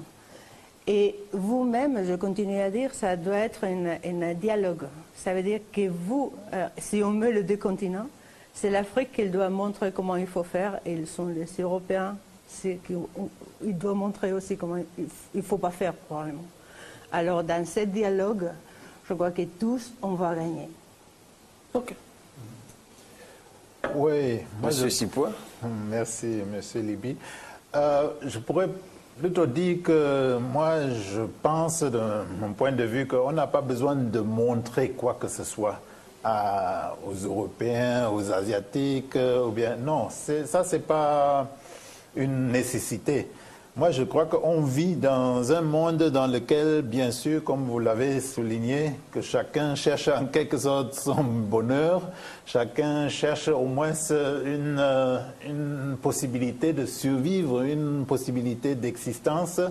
Et là, bien sûr, la question énergétique joue dedans. Moi, je crois qu'il faut qu'on voit aussi la situation actuelle pour l'Afrique comme une chance qu'on n'ait pas tombé déjà dans certains pièges dans lesquels l'Occident, en quelque sorte, ou bien certains... Le reste du monde, ça se pose en Asie. A mis le monde où bien se retrouve actuellement. Et on n'a pas besoin de commettre aussi les mêmes erreurs. On a une grande chance, mais cette chance aussi, c'est important de la gérer d'une manière assez sage. Et c'est pour cela que j'insiste sur le point d'échanger l'un avec l'autre aussi dans le cadre des conférences qu'on a fait ici à Yaoundé, des rencontres qui se passent régulièrement dans le cadre de Ansole. Alors, on peut exploiter ces chances en discutant, en échangeant les expériences des uns des autres, des collègues en Espagne ou bien dans les différentes campagnes d'électrification rurale, ce qui a marché, d'analyser aussi les processus d'industrialisation qu'il y avait dans les différentes phases de la transformation de cette ère-ci. Et là, je crois que si on le fait d'une manière assez bien, je crois qu'on sera dans une position assez forte dans l'avenir. Et c'est cette force que je cherche. Et moi, je suis convaincu que les énergies renouvelables et tout ce discours autour de cela, ça peut être un élément là-dedans. Bien sûr, ce n'est pas la solution absolue, mais c'est un élément à côté de beaucoup d'autres éléments qui doivent compléter l'image. Oui. D'ailleurs, c'est bien compris. Monsieur Driss Zedjili, dites-moi, puisque vous avez beaucoup de chiffres, qu'est-ce qui coûte moins cher à la production, à l'exploitation? L'énergie renouvelable ou l'énergie fossile? Non, maintenant les énergies renouvelables... coûtent un peu plus cher. Non, ça dépend. On ne peut pas dire que ça coûte moins cher, ça coûte plus cher, ça dépend du potentiel de la région. Ça dépend du potentiel. Par exemple, on dit que l'énergie éolienne est plus chère que l'énergie photovoltaïque ou l'énergie photovoltaïque est moins chère que l'énergie éolienne. Ce n'est pas vrai. Ça dépend du potentiel. Il faut chercher là où il y a le meilleur potentiel. Et là où il y a le meilleur potentiel, le coût des énergies renouvelables sont moins chers que les combustibles fossiles. Globalement, indistinctement, des disparités géographiques et autres, globalement, qu'est-ce qui coûte plus cher? Là, maintenant, on a atteint la parité. Je vous dis un exemple au Maroc. C'est-à-dire le kilowattheure au charbon coûte 600 €. Le kilowattheure éolien coûte 300 €. La moitié du coût du kilowattheure par le charbon. Mais pourquoi? Parce que c'est dans le meilleur, c'est-à-dire le site le plus vanté. On ne va pas chercher à installer les éoliennes là où il n'y a pas de vent. Bien sûr, le coût va grimper. D'accord, donc il faut chercher là où il y a le meilleur potentiel. Et là, les énergies renouvelables sont compétitives. Et même le photovoltaïque maintenant à Dubaï, il a atteint 600 €. Au Maroc, il est à 4,5 €, beaucoup moins cher que les combustibles fossiles. Donc il faut faire le choix des technologies et le choix des sites où on va installer les technologies des énergies renouvelables. Et pour revenir à la question que vous avez... En tout cas, c'est le professeur Lopez qui est contente d'entendre ça. Non, mais à niveau global... Et encore que vous avez raison, c'est-à-dire que et vous l'avez dit tout au long de l'émission, à chaque contexte, son énergie. Voilà. Et pour répondre à la question que vous avez posée, je continue sur la même ligne en disant qu'on doit, c'est-à-dire pour parler aux Africains, on ne doit pas c'est-à-dire copier les erreurs de l'Occident. On va chercher le raccourci. Si on va suivre la trajectoire des Occidentaux, on va rester toujours sous-développé. Alors il faut chercher, l'opportunité maintenant nous est offerte pour choisir le raccourci. Choisir le raccourci et rejoindre l'Occident et bien sûr collaborer ensemble pour le meilleur de tout le monde. J'aime bien cela, chercher le raccourci. On notera cela pour clôturer cette émission. Merci à vous. Je pense qu'on a eu un échange très intéressant et j'espère que vous, chers téléspectateurs, vous y avez capté le nœud ou la nuance et qu'il y a et surtout la nécessité de migrer vers des énergies propres à nos contextes et avec un ratio d'efficacité établi. Vous l'avez dit. Nous étions 5 autour de cette table. Moi, je n'ai pas à me présenter. Je ne suis pas aussi expert que vous. Nous avions à ma droite le professeur Yao Azuma, qui est de nationalité togolaise, président du conseil d'administration du groupe Kia Énergie.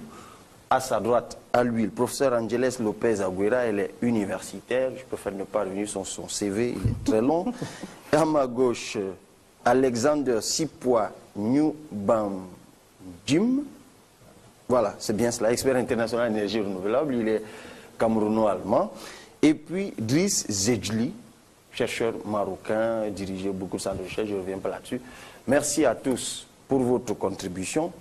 Je termine par là où j'ai commencé, cette phrase du président Macky Sall. L'Afrique ne doit pas continuer à éclairer le reste du monde avec ses énergies en restant elle-même dans l'obscurité.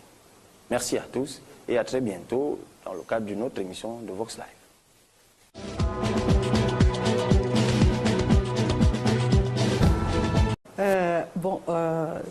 C'est large. Hein? Ah oui, en fait, et vous m'avez dit tout à l'heure que ça pourrait être plus long. Ouais, j'espère. Hein? Genève, Italie, en fait Suisse, Italie, Espagne, puis Cameroun. Vous vous en sortez, professeur? Oui, c'est vrai, mais ça c'est un peu, je crois que ça c'est un peu la question de l'énergie. Hein? Ah oui, c'est transversal. Oui, c'est absolument transversal. D'un continent à un autre, peut-être que le problème ne se pose pas avec la même acuité. Mais en Afrique, c'est clair, les problèmes d'énergie sont préoccupants. Oui, absolument. Notamment à cause des effets de changement climatique. Oui, mais aussi parce qu'il y a, c'est la chose que je continue à dire, il faut faire la transition énergétique et il faut bien faire. Alors, vous savez, la possibilité, parce que c'est justement les moments. Hein. On est justement au commence de ça et vous pouvez les faire de nouveau avec toutes les choses qu'on a appris dans notre région. Alors, je crois que ça, c'est une très très bonne opportunité que les autres pays vont pas avoir. On en parle tout à l'heure. En face de vous, il a été de mars 2013 à mars 2016 président de l'ONG Société marocaine de développement de l'énergie renouvelable. Lui, c'est M. Driss Zedjli, qui a commencé ses activités professionnelles en tant que chercheur au Centre national pour la recherche scientifique et technique en 1986, cofondateur en 1995, il y a 22 ans, de l'unité de recherche, technologie et économie des énergies renouvelables du Centre national pour la recherche scientifique et technique, et directeur de la dite unité d'ailleurs de 2005 à 2014. Mais également auteur et co-auteur de nombreux articles, conférences et livres sur les énergies renouvelables et le dessalement alimenté par les énergies renouvelables. Alors, je préfère m'arrêter là parce que je vois bien que vous avez plusieurs centres d'intérêt ou intérêts de recherche, énergie solaire, énergie éolienne, le dessalement, vous nous en direz davantage tout à l'heure, dessalement à énergie renouvelable, le lien énergie-eau, les aspects économiques des énergies renouvelables et la politique énergétique. Vous êtes de nationalité évidemment marocaine. Monsieur Driss Zedjli, soyez le bienvenu. Merci beaucoup pour l'invitation au plateau de Vox Africa. Je suis content de partager avec mes collègues cette séance de discussion sur l'énergie, sur les énergies renouvelables, sur les possibilités d'électrification, d'approvisionnement de l'Afrique en énergie pour bien sûr son développement. Ça c'est clair. Le développement sans énergie. Ah, c'est clair, hein, vous nous en direz beaucoup tout à l'heure. Mais votre séjour, c'est le premier au Cameroun? C'est le premier, bien sûr. Et ça se Mais passe je bien, suis content le d'être... professeur Yao. Moi, c'est la première fois que je viens, je suis content de découvrir... Lui, c'est pas la première. Hein. Non, c'est la deuxième fois. Mais il a toujours l'effet de la première fois. J'étais impressionné par le dynamisme des Camerounais, le dynamisme et l'hospitalité. Oui, ça c'est... Oui. C'est Camerounais, cela. Ben, écoutez, merci à tous d'être sur le plateau. Nous entrons dans le vif du sujet. Oui. Les énergétiques durables pour l'Afrique. Alors, jusqu'ici, on entendait davantage parler d'énergie renouvelable. Avec vous, on parle des énergétiques durables. Alors, évidemment, vous vous doutez que c'est par là que je vous accueille. Je veux comprendre la justification de ce revirement sémantique. Professeur Yao, je commence par vous. Merci. D'abord, ce n'est pas un revirement. Je pense qu'on est en train, justement, à travers cette école d'été, organisée, il faut le souligner, par ANSOL qui est un réseau de professionnels, de chercheurs en énergie solaire pour l'Afrique. Le but, c'est de remettre les choses dans leur contexte. En fait, dans le fond, c'est le flux d'énergie que nous utilisons. Donc, c'est comment faire en sorte que cette utilisation soit durable. Et donc, l'énergétique, c'est le flux de l'énergie. Ce n'est pas l'énergie en soi qu'on utilise, mais en fait, c'est sous forme, c'est comme un écoulement de quelque chose qu'on appelle l'énergie. Et cet écoulement, c'est ça qu'on utilise. Comment le faire, l'utiliser dans la durée. Voilà, c'est un peu ça, remettre un peu les choses dans l'ordre à travers cette école d'été, puisque nous avons des jeunes chercheurs, des étudiants, donc il faut leur donner les moyens, on va dire, sûrs de pouvoir développer des systèmes qui vont permettre le développement socio-économique de l'Afrique à travers l'utilisation plus rationnelle, plus durable de flux énergétiques. Voilà. Alors, professeur Lopez, maintenant que vous me dites, vous, professeur Yao, que ce n'est pas un revirement sémantique, tout ce que vous venez de dire là, ça aurait pu être contenu dans l'énergie renouvelable. Hein? Oui, mais c'est un peu c'est toujours une question sémantique. Alors vraiment, on parle des énergies renouvelables, mais aussi de le flux, comment l'utiliser.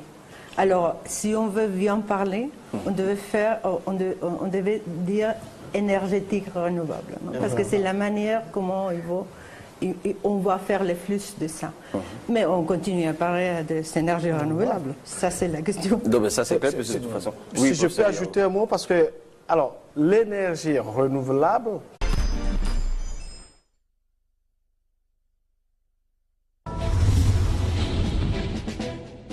l'Afrique ne peut continuer à éclairer les autres continents grâce à ses ressources en restant elle-même dans l'obscurité. Rassurez-vous, ces propos ne sont pas de moi. C'est une citation extraite du discours du président sénégalais Macky Sall lors de la 61e session annuelle de l'Assemblée générale des Nations unies. Sa préoccupation était d'autant plus fondée que sur les questions climatiques, l'Afrique est le continent aujourd'hui le plus affecté par les changements climatiques, alors que selon les statistiques qui nous sont servies, ce n'est qu'en 2040 que l'Afrique aura émis 3% des émissions globales de gaz à effet de serre qui provoquent ces changements climatiques. C'est dire que justement c'est un continent qui se retrouve au cœur de beaucoup d'enjeux. Et Dieu merci, il y a une série de réflexions qui ont été amorcées, des propositions fusent de partout dans le monde, vous les connaissez autant que moi, chers téléspectateurs, mais il y en a une en particulier qui nous amène à nous rassembler ici aujourd'hui, c'est l'initiative énergétique durable pour l'Afrique. Ce sont des cours d'été qui sont dispensés un peu partout en Afrique. La 3e édition aura eu lieu au Cameroun du 31 juillet au 2 août 2017, après Arusha il y a un an, en juillet 2016, et puis Ouagadougou, c'était en février-mars 2017. Et puisqu'on parle de climat, d'atmosphère, nous avons aujourd'hui un plateau arc-en-ciel. Mais je préfère vous le présenter tout de suite après cette petite pause. A tout de suite. Merci de faire confiance à Vox Africa. Soyez les bienvenus et nous sommes heureux d'être reçus sur vous pour cette autre édition de Vox Live. Je vous l'ai dit tantôt, c'est un plateau arc-en-ciel à la faveur des cours d'été qui auront eu lieu à la Piquet Focam Institute of Excellence à Yaoundé au Cameroun. Ce sont, ou c'était, les énergétiques durables pour l'Afrique. Des experts venus du monde entier, ce d'autant que la session camerounaise était financée par la fondation Volkswagen. C'est la marque de véhicules allemande bien connue et bien d'autres produits électroménagers et électroniques que vous connaissez très bien. Initiative qui rassemble de jeunes scientifiques originaires d'Afrique et d'ailleurs qui réfléchissent aux solutions qu'il faut apporter au changement climatique. Et je vous l'ai dit, les experts venus du monde entier. Je commence par ma droite. Il est spécialiste de l'énergie solaire, président du conseil d'administration du groupe Kia Énergie de Lomé au Togo, président du conseil scientifique et académique de l'école supérieure des métiers des énergies renouvelables du Bénin, ancien chercheur de l'Institut international d'ingénierie de l'eau et de l'environnement à Ouagadougou, au Burkina Faso, auteur de plusieurs publications scientifiques dans le domaine des énergies renouvelables. Et je pourrais vous en dire plus, mais je préfère m'arrêter là. Professeur Yao Azuma, soyez le bienvenu sur le plateau. Merci, bonsoir, merci de nous accueillir sur votre plateau.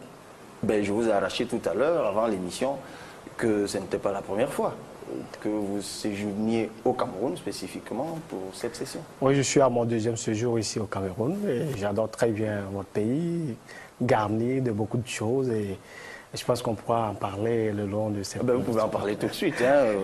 Écoutez, d'abord, sur le plan culinaire, on se retrouve très bien ici comme chez soi. D'ailleurs, d'où la fameuse phrase utilisée souvent que le Cameroun, c'est l'Afrique en miniature. On le vit ici, on a différentes variétés à la fois de culture, que ce soit sur le plan culinaire, les gens qu'on rencontre. Et donc, c'est un pays très adorable. J'aime bien le climat, donc tout est bon. Ah, ok. On parlera justement du changement climatique tout à l'heure. À ma gauche, Alexander Sipwa Nyubandjoum, il est camerouno-allemand, qui a fait des études en économie à l'université de Hambourg, c'est en Allemagne, puis il s'est spécialisé en énergie solaire. Voilà. Lui aussi, il a travaillé pour plusieurs compagnies dans la réalisation de plusieurs projets au Sénégal, au Ghana, au Kenya, au Mali. Alexander Sipwa, soyez le bienvenu sur le plateau. Grand merci, Monsieur Lévy. C'est un plaisir d'être sur ce plateau et je suis content de pouvoir vraiment échanger pas seulement dans le cadre de la conférence qui a eu lieu à l'Institut PK-FOCAM, mais aussi sur ce plateau avec les collègues. Grand merci. Ce plateau de Vox Africa, dont j'imagine vous avez déjà entendu parler. Ah, pas seulement entendu parler, mais je vous regarde ça régulièrement, alors je suis un peu au courant de ce qui se passe. Grand merci. Téléspectateurs, panélistes, vous aussi, ça peut vous arriver un jour, chers téléspectateurs. Merci encore d'être là. En face de vous, elle est professeure à l'université de Santiago de Compostela. C'est en Espagne. Ouais. Présidente du développement durable pour les collectivités locales, comité spécial de l'UNESCO, membre du panel international sur le changement climatique, chercheur associé à la European Center for Nuclear Research, c'est à Genève, professeur associé à l'université de Padova, c'est en Italie. Vous allez me dire, professeur, comment vous faites? Ancienne doyenne de la faculté de physique à l'université de Santiago de Compostela, coordinatrice de master sur les énergies renouvelables à l'université toujours de Santiago, plus de 290 publications. Professeur Angeles Lopez Aguera, chapeau, soyez la bienvenue. Merci bien. Qu'on profite de toutes ces possibilités qu'on a ici ou bien qu'on a de nos jours pour discuter et débattre de ces questions. Et justement, la question des différentes sources d'énergie qui existent déjà ici, c'est ça que tout Africain, toute région en Afrique peut maintenant donner une réponse et doit aussi réfléchir et analyser sa propre situation. Il y a certes l'aspect soleil. Là, bien sûr, il y a un potentiel énorme qui n'est pas exploité et auquel on doit aussi encore trouver, et je suis sûr qu'on va encore en débattre, il faut en trouver des solutions adaptées à la situation, à la région dans laquelle on se retrouve actuellement. Il y a aussi beaucoup d'autres sources d'énergie renouvelable. Il y a les biomasses là, qui ne sont pas encore exploitées d'une manière stratégique, stratégique d'un point de vue africain. Je parle de ce point de vue. Alors là, il y a aussi beaucoup encore à faire, il y a beaucoup à exploiter. Même les questions des éoliens, bien sûr, je sais qu'il y a beaucoup de questions, beaucoup de parenthèses qu'on devait encore faire à ce niveau. Mais même là, il y a des possibilités.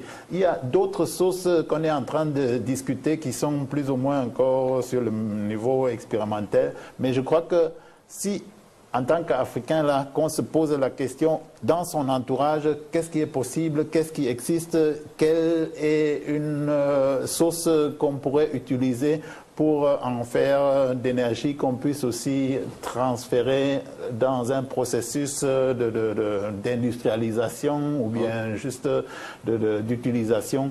C'est à ce niveau que le débat, je pense, va devenir très intéressant. Alors, moi, j'aime bien votre recension des énergies solaires, éolien qu'on peut trouver en Afrique, biomasse, hydraulique, l'eau, cours d'eau et tout le reste.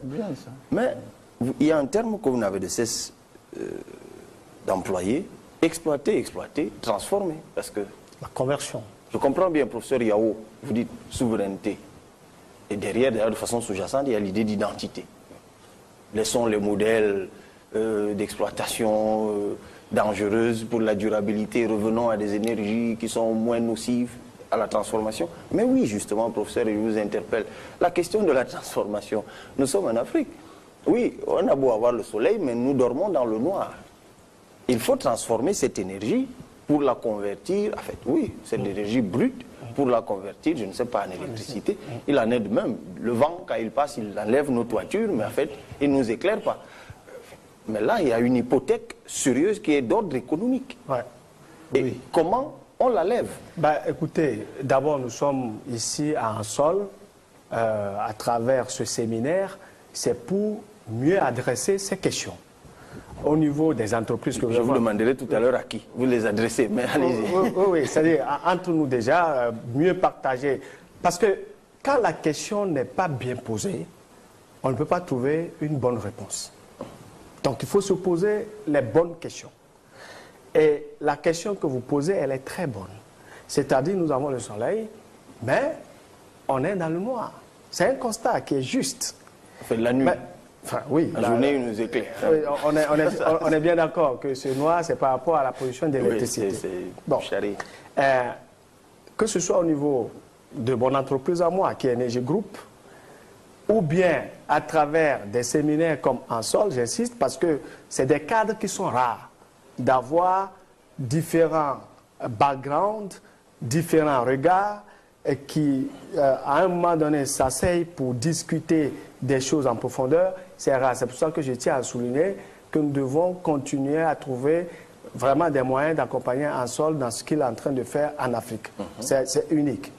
Pour répondre concrètement à votre question, il ne s'agit pas de disposer simplement de la ressource énergétique. Il faut aussi trouver les moyens de faire une conversion de ces ressources énergétiques sous différentes formes, que ce soit la forme électricité, donc que nous utilisons beaucoup, ou bien la forme thermique, par exemple la production d'eau chaude, etc., ou la forme mécanique, etc. Donc, le but, c'est de voir pour qui on veut convertir quelle source d'énergie, pour faire quoi. C'est ça la question. Et qui c'est qui va, in fine, payer cette transformation, cette conversion?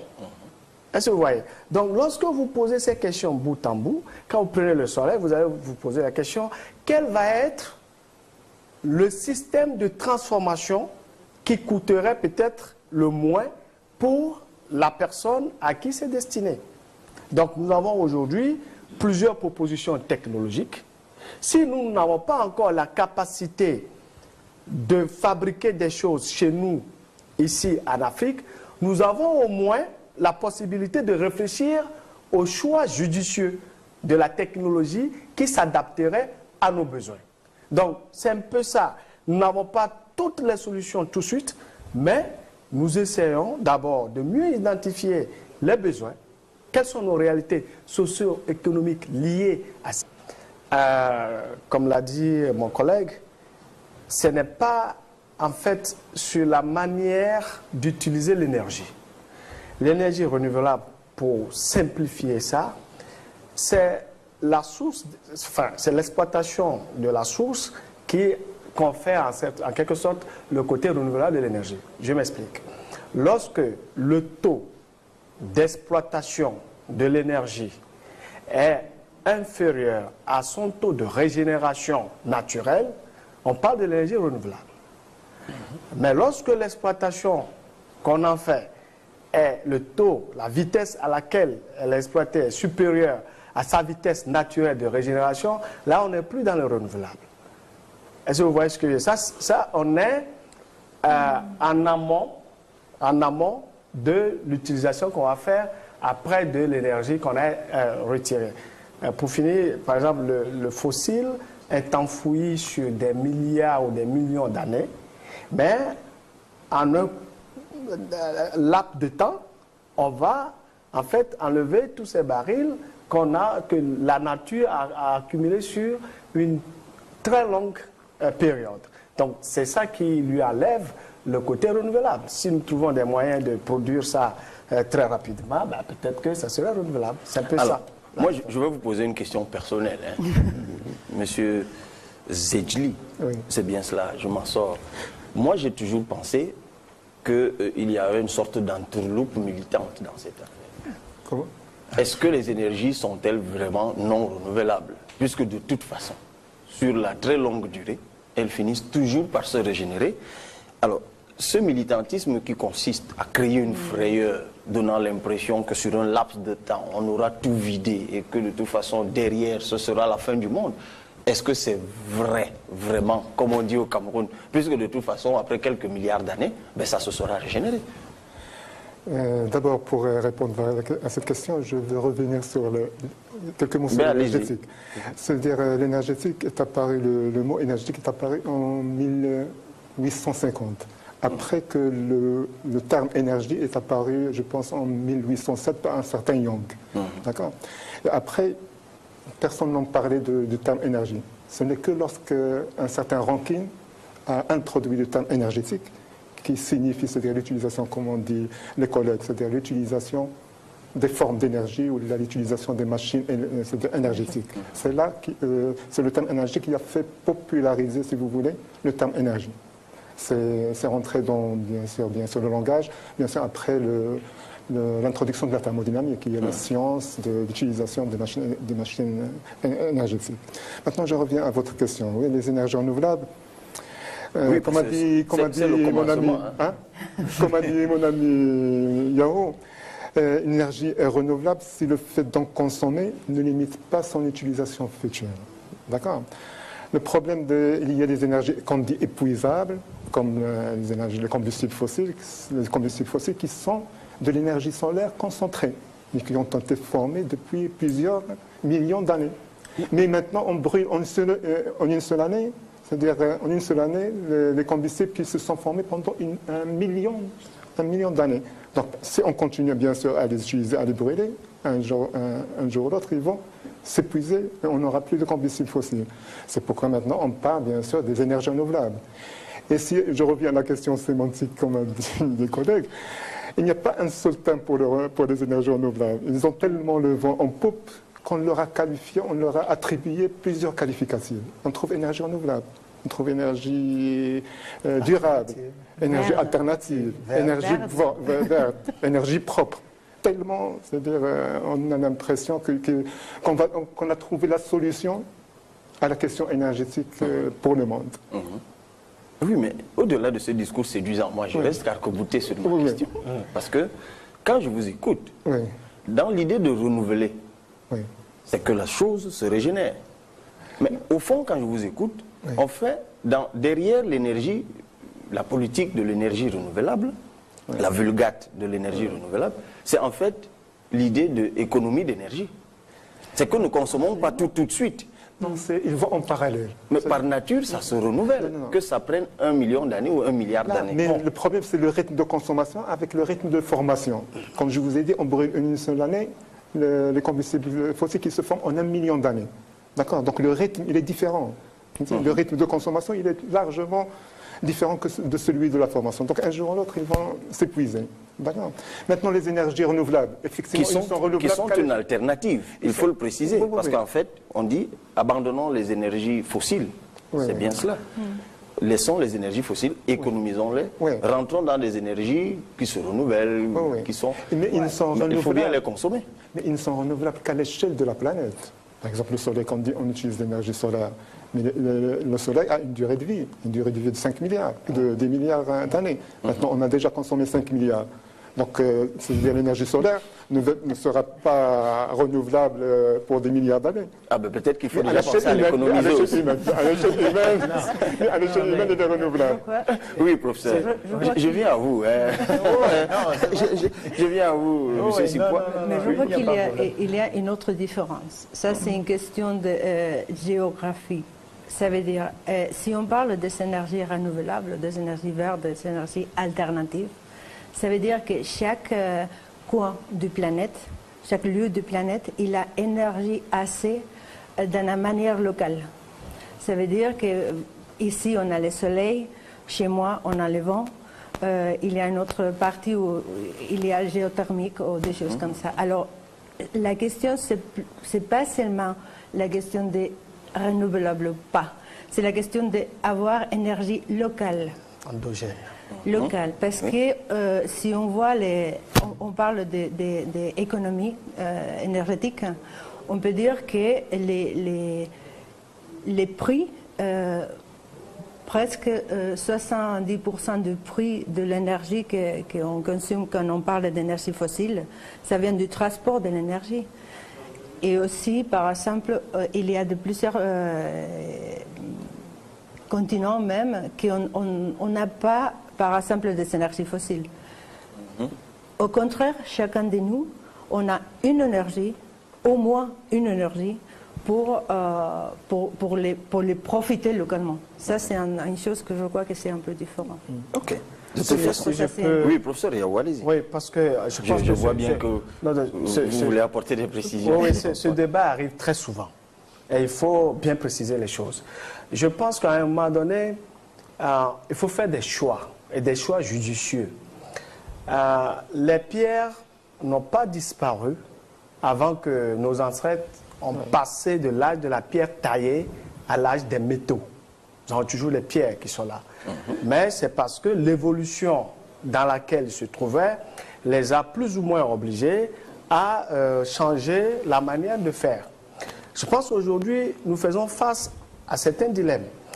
Le choix énergétique que nous devons faire doit nous conférer une certaine souveraineté aussi. Le Cameroun ou beaucoup de pays africains ne sont pas de grands producteurs de pétrole, ne décident pas des cours du pétrole, etc., etc. Que le pétrole finisse dans 10 ans ou non, je pense que nos pays devraient, là où je rejoins ma collègue, utiliser beaucoup plus des ressources endogènes qui puissent nous permettre de nous développer sans s'occuper de comment le prix de tel ou tel carburant ou combustible va être fixé. Donc l'énergie est devenue une arme géopolitique. C'est ça. Et que nous devons nous approprier pour développer nos pays. Il y a encore l'innovation sur les questions liées à la transformation ou la conversion de ces énergies renouvelables. Et c'est l'opportunité pour les Africains d'apporter aussi au progrès qu'on peut avoir à travers cette conversion, d'apporter leur savoir-faire. Et je pense que c'est une opportunité à saisir. La question n'est pas est-ce qu'il y a derrière d'autres formes d'idéologie ou de lobbying, etc. Si c'est le cas, bon, tant mieux. Nous, on va saisir l'opportunité pour pouvoir s'approprier le développement de ces énergies renouvelables et le faire de façon plus rationnelle et plus juste pour nous. Donc, je pense que c'est comme ça que moi, je vois l'opportunité qui nous est donnée aujourd'hui à travers que ce soit les grands congrès ou les grandes conférences. Mais il faut revenir à la souveraineté nationale, à la souveraineté énergétique que chaque pays, pour lequel, d'ailleurs, les guerres que nous avons dans le monde, beaucoup sont sur la base des questions de souveraineté énergétique. Voilà. Alors, je voulais, Monsieur Alexander Sipois, on est encore au décollage. Hein. Puisqu'on parle, parce que votre propos m'a inspiré une autre question, mais on vient à la souveraineté, au choix politique tout à l'heure. Ouais. Mais là, on est en Afrique. La dame, le professeur Lopez, on est en Afrique. Quelle source d'énergie, pour ceux qui nous regardent à la maison, de quelle source d'énergie dispose l'Afrique actuellement qui peuvent servir d'alternative au pétrole, aux énergies fossiles? C'est-à-dire, oui, le soleil, d'accord, on est d'accord, encore que, selon qu'on est au Maroc, ou selon qu'on est à Debuncha, qui est une ville du sud-ouest Cameroun où il pleut 360 jours sur 365, on aborde, on aborde la question différemment. Mais de quelle source d'énergie disposons-nous? Non, moi je crois que c'est très important de voir le débat aussi dans plusieurs démarches. Bien sûr, il y a beaucoup de sources d'énergie qui sont là.